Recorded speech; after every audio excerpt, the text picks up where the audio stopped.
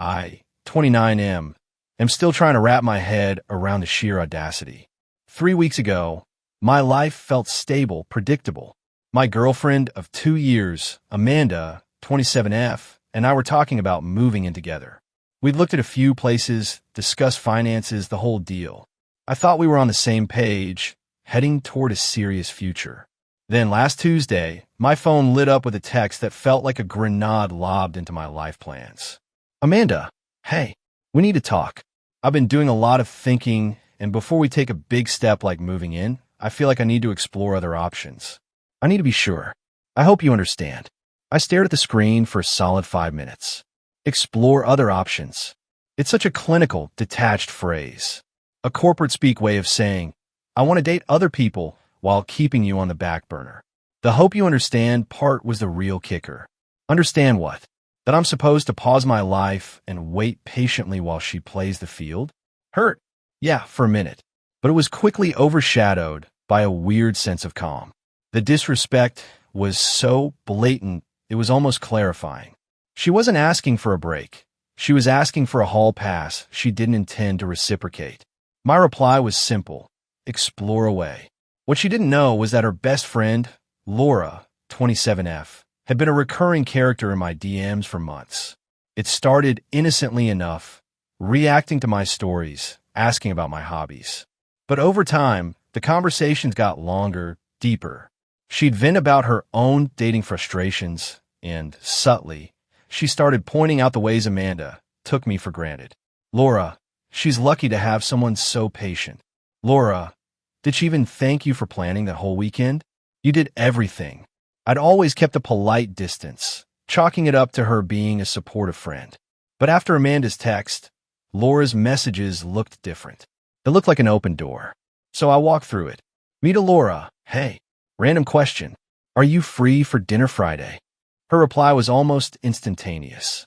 Laura, I thought you'd never ask. Yes, absolutely.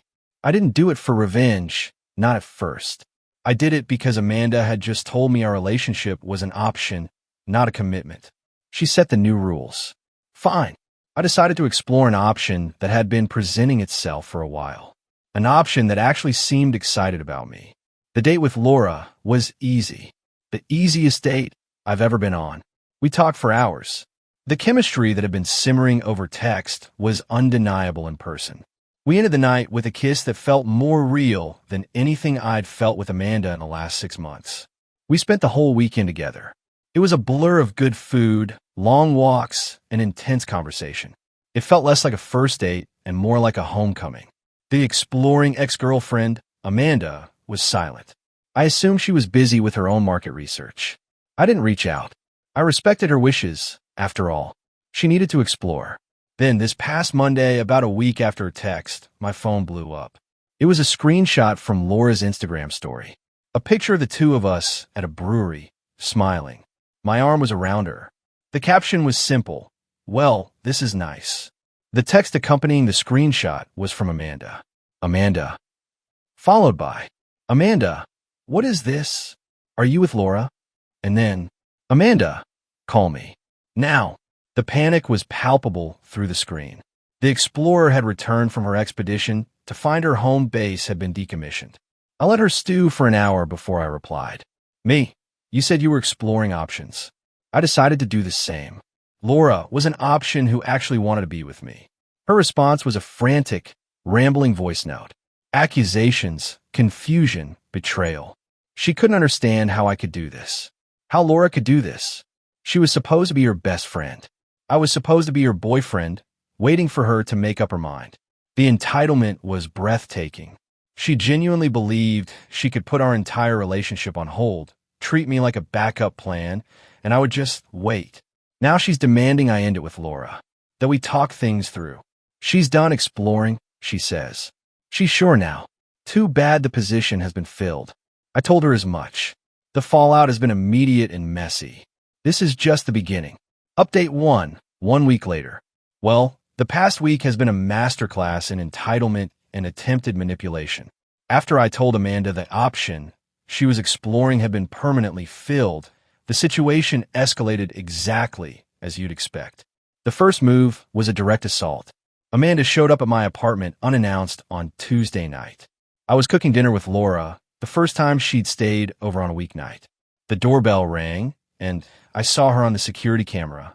I almost didn't answer, but Laura, bless her logical heart, said, "Get it over with. Don't let her think she can control your space by lurking outside." I opened the door, with Laura standing a few feet behind me, visible. Amanda's eyes flickered from me to Laura, and her face curdled. "Amanda, what is she doing here? An hour in my future home." The sheer nerve. We'd looked at places, yes, but we hadn't signed anything. "Me, it's my apartment, Amanda. And Laura is my girlfriend. You gave up your say in who comes over when you texted me. You were going exploring it." "Amanda," her voice rising, "it was a week. I needed a week. You were supposed to give me space, not replace me with my best friend." Laura, stepping forward, calm and firm, "He didn't replace you, Amanda. You discarded him. You told him he was an option, and he decided he deserved to be a priority. I've been making him my priority for a while now." The look of betrayal on Amanda's face was directed entirely at Laura. It was fascinating. She wasn't mad at me for moving on. She was furious that her best friend had outmaneuvered her. "Amanda, you snake. You were my friend. You listened to me talk about him for years." "Laura, I did. And I listened to you talk about how you were getting bored, how you wanted to see what else was out there, how you met a guy at your yoga class you wanted to try out. Don't pretend this came out of nowhere. You just didn't expect to have any consequences." That shut Amanda up for a second. The mention of the yoga guy, a detail she'd obviously omitted from her sob story, visibly shook her. She stammered, then defaulted to demanding her things. She left a few boxes of stuff at my place in anticipation of our move. "Me, fine. Text me a time. I'll leave them outside for you. You're not coming in." She left, fuming. The next day, the smear campaign began. Mutual friends started texting me. "Dude, Amanda is a wreck. Said you dumped her out of nowhere for her best friend. That's cold, man. She just needed a little space." I sent the same reply to everyone. A screenshot of her original text. No commentary. Just the, "I need to explore other options" line. For most, that was enough. They got it. But her core group of enablers went on the offensive. Then came the dirty tricks. I got a call from the leasing office of an apartment complex Amanda and I had toured.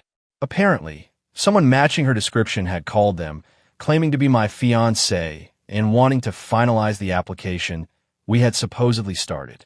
They needed my social security number and financial details to get the paperwork rolling.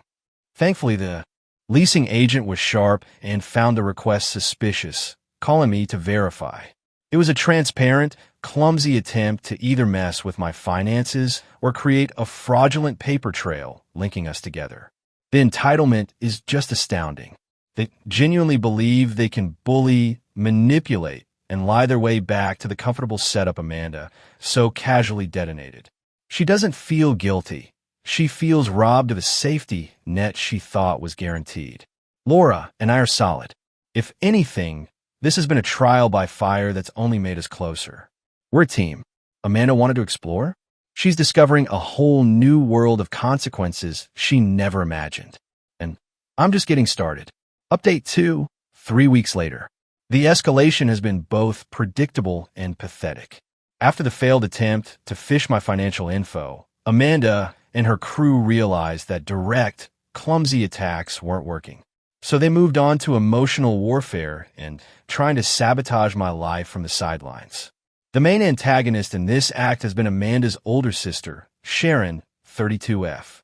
She's always acted like Amanda's personal attack dog, and she took to her role with relish. She started by leaving me a series of increasingly unhinged voicemails. I saved them all. The real escalation came last week. I work in project management for a mid-sized tech company. It's a good job, but one where reputation and professionalism are key. On Monday, I was called into a meeting with my director and an HR representative. My stomach dropped. They had received an anonymous email. It was a carefully crafted piece of work, accusing me of erratic behavior and emotional instability. It claimed I was using company time to harass my ex-girlfriend and that my judgment had become compromised. It was full of corporate buzzwords designed to trigger an HR investigation. I went cold. This was a direct shot at my livelihood. Thankfully, my director has known me for 5 years. He looked more annoyed than concerned. While HR wouldn't give me a copy of the email, my director, who trusts me, privately read me the key phrases. The wording had Sharon's melodramatic style all over it. I calmly explained the situation, and the matter was dropped internally, but it was a clear warning. They were willing to cross serious lines. This was the final straw. They had moved from pathetic pleading to active sabotage. My desire for a quiet life was replaced by a need for a definitive end to this. The revenge couldn't just be me moving on anymore. It had to be a meticulously executed checkmate, and I knew exactly how to do it. Amanda's family, especially her parents, are very concerned with appearances.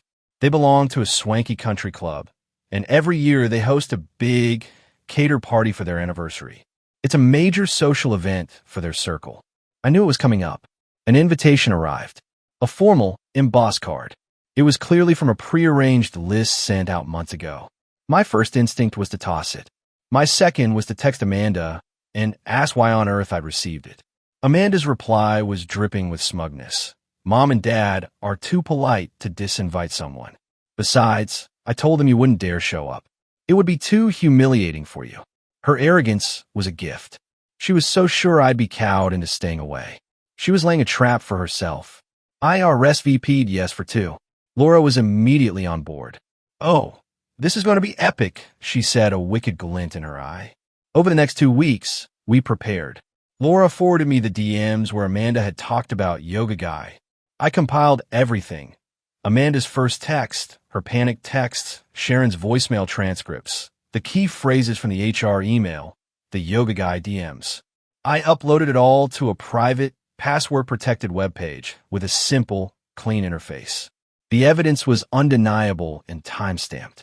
The plan was no longer about a big, dramatic scene. It was about a quiet, targeted strike. Final update, 6 months later, revised. It's been 6 months since I sent that RSVP. The anniversary party was 4 months ago, and its fallout was more satisfying than I could have ever imagined. My life has been blessedly silent and drama-free ever since. Here's how it all went down. Laura and I arrived at the country club looking like a power couple. We walked in, and the sight of us together caused a ripple of quiet murmurs. Amanda, standing with her parents, went pale. She genuinely never thought we'd come. Her mother shot us a look of pure venom, but her father, a man who lives by etiquette, gave a stiff nod. They were trapped by their own standards of politeness. We spent the first hour mingling. We were polite, charming, and completely ignored the host family. Our target was not Amanda, but her father's business partner, a man named Mr. Scott, who I knew to be the biggest and most respected gossip in their social circle. After the toasts, I saw my opportunity. I approached Amanda's father and Mr. Scott as they were talking by the bar. "Gentlemen," I said calmly. "Mr. Brandon," addressing Amanda's father, "I just wanted to thank you for your hospitality. And I feel I owe you an explanation for my presence here tonight with Laura, as I know it may seem awkward." Amanda's dad looked like he wanted to be anywhere else on earth. "You see," I continued, looking at them both, "there's been a bit of a narrative circulating about my breakup with Amanda. I've been painted as the villain. I was even accused of harassment in a complaint sent to my employer." Mr. Scott's eyebrows shot up. This was juicy. "I found it's always best to let the facts speak for themselves," I said. I pulled out my phone. I put together a simple timeline of the events. It clarifies things. I showed them the webpage on my phone. I didn't make a scene. I just held it out. They both leaned in. I scrolled slowly. Amanda's explore other options text. The DMs about the yoga instructor. The transcript of Sharon's unhinged voicemail. The details of the anonymous HR complaint. I didn't need to say another word. I saw the understanding dawn on Mr. Scott's face, quickly followed by a look of sheer, delicious pity directed at Amanda's father. The family's perfect image was crumbling in the palm of my hand. "Just want to clear the air," I said, putting my phone away. "Enjoy the rest of your evening." I walked away and rejoined Laura. We didn't stay much longer. We didn't need to. The bomb had been planted. The fallout was quiet but total. Mr. Scott, as predicted, let the story spread like wildfire, but it was now the true story. The narrative was no longer mine versus hers. It was her family's desperate, malicious actions versus the cold, hard evidence. We heard through the grapevine that Amanda's parents were mortified, not at what Amanda and Sharon did, but that they were caught so publicly. The family's reputation took a massive hit. Last we heard, Amanda had to take a job in another city. The public humiliation and the silent judgment of her parents' social circle became too much. Her relationship with her parents is apparently strained, as they blame her for the disgrace. Laura and I just signed a lease on a new apartment together. That chapter is closed. The best revenge wasn't a loud explosion. It was a quiet, precise strike that dismantled a narrative of lies with an undeniable presentation of the truth. She faced the direct, unavoidable consequences of her own choices, and her entitlement couldn't shield her.